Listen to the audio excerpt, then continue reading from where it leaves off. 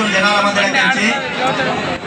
అదేవిధంగా వెంట విగ్రహం కూడా రథం మీద ఉన్న విగ్రహం కూడా జర కార్యకర్తలు సహకరించి ఆ విగ్రహం తెచ్చిన శివాజీ మహారాజ్ విగ్రహం గట్ట పెట్టాలి.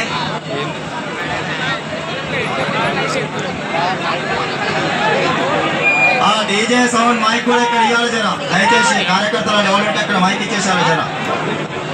అందుకోండి, ఇక్కడ ప్లేస్ లేదు కాబట్టి